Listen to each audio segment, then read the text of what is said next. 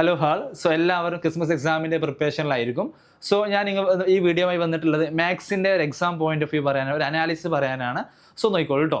നമുക്ക് ഈ maths Christmas എക്സാമിലെ chapters എന്ന് പറയുന്നത് ആദ്യത്തെ 11 ചാപ്റ്റേഴ്സാണ് നമ്മൾ എക്സ്പെക്ട് ചെയ്യുന്നത്. സോ അതിൽ തന്നെ നമ്മൾ 10 ചാപ്റ്റർ ഫുൾ ഉണ്ടാവും. 11ാം ചാപ്റ്റർ എത്ര മാത്രം ഉണ്ടോ നമുക്ക് ക്വസ്റ്റ്യൻ പേപ്പർ കണ്ടാൽ തന്നെ മനസ്സിലാവുള്ളൂ. ഓക്കെ അല്ലേ? സോ നമ്മൾ ഈ 11 ചാപ്റ്റേഴ്സിന്റെ വെയിറ്റേജ് ആണ് ഞാൻ ആദ്യം പറയാൻ പോകുന്നത്. എത്ര മാർക്ക് നമ്മൾ എക്സ്പെക്ട് ചെയ്യാം, ക്വസ്റ്റ്യൻസ് എത്ര മാർക്ക് വരെ നമുക്ക് എക്സ്പെക്ട് ചെയ്യാൻ ചോദിക്കുക എന്നാണ് പറയാൻ പോകുന്നത്. സോ ഇത് ആദ്യത്തെ ചാപ്റ്ററായ സമാന്തര ശ്രേണികൾ എന്ന് പറയുന്ന ചാപ്റ്ററിന് എക്സ്പെക്ട് ചെയ്യുന്ന മാർക്ക് എന്ന് പറയുന്നത് ഈ എക്സാമിന് അല്ലെ ക്രിസ്മസ് എക്സാമിന് നമ്മൾ എക്സ്പെക്ട് ചെയ്യുന്ന മാർക്ക് എന്ന് പറയുന്നത് എത്രയാണ്? 4 ആണ്. 4 മാർക്കിനാണ് നമ്മൾ എക്സ്പെക്ട് ചെയ്യുന്നത്. ഓക്കെ അല്ലേ? അതുപോലെ വൃത്തങ്ങളും കോണുകളും എന്ന് പറയുന്ന ചാപ്റ്റർ നമ്മൾ എക്സ്പെക്ട് ചെയ്യുന്നത് ഒരു 3 മാർക്സ് ആണ്. ഓക്കെ അല്ലേ? അതുപോലെ സമാന്തര ശ്രേണിയും ബീജഗണിതം എക്സ്പെക്ട് ചെയ്യുന്ന മാർക്ക് ഒരു 3 മാർക്കാണ് നമ്മൾ എക്സ്പെക്ട് ചെയ്യുന്നത്. അതുപോലെ സാധ്യതകളുടെ ഗണിതം എന്ന് പറയുന്ന ചാപ്റ്റർ നമ്മൾ എക്സ്പെക്ട് ചെയ്യുന്ന മാർക്ക് ഒരു 4 മാർക്കാണ്.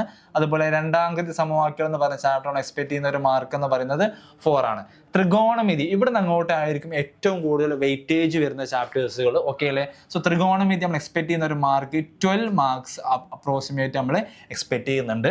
അതുപോലെ സൂചക സംഖ്യ നമ്മൾ എക്സ്പെക്ട് ചെയ്യുന്ന മാർക്ക് എന്ന് പറയുന്നത് ഒരു 6 മാർക്കോളം നമ്മൾ എക്സ്പെക്ട് ചെയ്യുന്നുണ്ട്.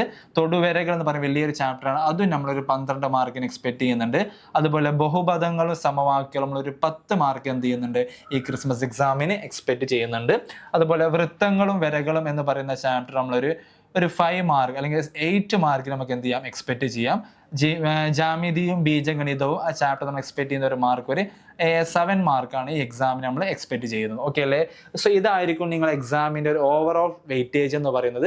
സോ നിങ്ങൾ റിവിഷൻ ചെയ്യുന്ന സമയത്ത് ശ്രദ്ധിക്കേണ്ട കാര്യങ്ങൾ ഞാൻ പറയുന്നത്, ചില ചാപ്റ്റേഴ്സ് നിങ്ങൾ ഒരുമിച്ച് പഠിക്കാൻ ശ്രമിക്കുക. കാരണം കണക്ട് ചെയ്ത് ക്വസ്റ്റ്യൻസ് ഉണ്ടാവും. ഫോർ എക്സാമ്പിൾ, നിങ്ങൾ സമാന്തര ശ്രേണി പഠിക്കുമ്പോൾ അതിൻ്റെ കൂട്ടത്തിൽ നമ്മൾ പഠിക്കേണ്ട ചാപ്റ്ററാണ് ആര്? ഇപ്പോൾ സമാന്തര ശ്രേണി നിങ്ങൾ പഠിക്കുമ്പോൾ അതിൻ്റെ കൂട്ടത്തിൽ നിങ്ങൾ പഠിച്ചു പോവേണ്ട ഒരു ചാപ്റ്ററാണ് ഏതെന്ന് പറയുന്നത് സമാന്തര ശ്രേണിയും ബീജഗണിതം. അപ്പോൾ ഈ 2 ചാപ്റ്റർ ഒരുമിച്ച് പഠിക്കുക.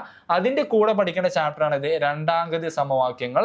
അതിൻ്റെ കൂടെ പഠിക്കേണ്ട ചാപ്റ്ററാണ് ഇത് ബഹുപദങ്ങൾ സമവാക്യങ്ങൾ എന്ന് പറയുന്ന ചാപ്റ്റർ. നോക്കി, ഇപ്പോൾ ഒറ്റയടിക്കുമ്പോൾ 4 ചാപ്റ്റേഴ്സ് പഠിച്ചു കഴിഞ്ഞു. ഓക്കെ അല്ലേ? അവരെ കണക്ട് ചെയ്ത് വേണം പഠിക്കാൻ.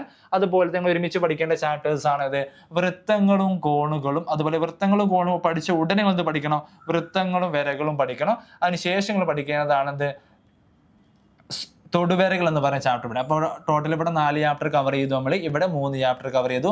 അപ്പോൾ ടോട്ടൽ 7 ചാപ്റ്റർ നമ്മൾ കവർ ചെയ്തു. ഇനി ഇവരുമായിട്ട് വലിയ ബന്ധമില്ലാത്ത ചാപ്റ്ററുകളാണ് നമ്മൾ പിന്നെ പഠിക്കേണ്ടത്. അതാണ് സാധ്യതകളുടെ ഗണിതം പഠിച്ചെടുക്കാം, അതേപോലെ ത്രികോണമിതി. ഓക്കെ അല്ലേ? സോ അവരും കൂടി പഠിച്ചു കഴിയുമ്പോൾ നമ്മുടെ 9 ചാപ്റ്റേഴ്സ് ഓൾമോസ്റ്റ്, ഇവിടെ 4 ഇവിടെ 3 അവിടെ 2 ആകുമ്പോൾ 9 ചാപ്റ്റേഴ്സായി. ഓക്കെ അല്ലേ? ബാക്കിയുള്ള ചാപ്റ്റേഴ്സ് നിങ്ങൾ അതിൻ്റെ ഓർഡറിൽ പഠിച്ചെടുത്താൽ മാത്രം മതി.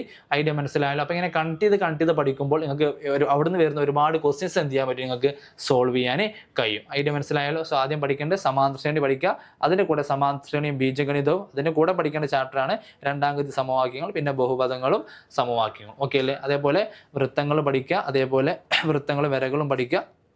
അതുപോലെ പഠിക്കേണ്ട ചാപ്റ്ററാണിത് വൃത്തങ്ങൾ വരകൾ പറഞ്ഞ് തൊടുവരകൾ എന്ന് പറഞ്ഞ ചാപ്റ്റർ പഠിക്കുക. അതേപോലെ ഒരുമിച്ച് പഠിക്കുന്ന മറ്റൊരു ചാപ്റ്ററാണ് നമ്മുടെ സൂചക സംഖ്യകൾ എന്ന് പറയുന്ന ചാപ്റ്ററും ബീജഗണിതവും.